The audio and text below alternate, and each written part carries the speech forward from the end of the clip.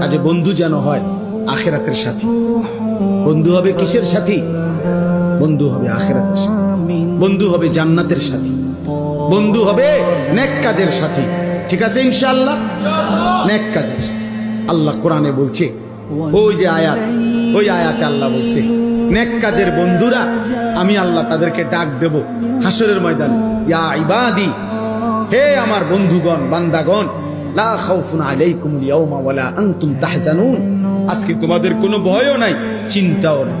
এরপরে আল্লাহ বলবে উদখুলুল জান্নাতা আনতুম ওয়া আজওয়াজুকুম তুহবারুন। বাহ! আল্লাহ বলবে তোমরা যারা নেক কাজের বন্ধু ছিলা, তোমরা বন্ধুরা একে অপরকে হাত ধরাধরি করে গলাগলি করে আমার জান্নাতে ঢোকো। খোদার কসম, এটা কোরআন কি বলে? হ্যাঁ, এমনকি এই আয়াতের তাফসিরে আছে যে স্বামী স্ত্রী তারাও মূলত বন্ধু। যদি তারা একজন আরেকজনকে নেক কাজের সহযোগিতা করত, স্বামী স্ত্রীকে নামাজের জন্য উঠাইছে, স্ত্রী স্বামীকে নামাজের জন্য উঠাইছে, স্বামী স্ত্রীকে নেক কাজের দিকে ডাকছে, স্ত্রী স্বামীকে নেক কাজের দিকে ডাকছে, এরাও বন্ধু। আল্লাহ তাআলা বলবেন এই স্বামী স্ত্রী তোমরাও খুশি খুশি গলাগলি করে হাত ধরাধরি করে তোমরা জান্নাতে ঢোকো।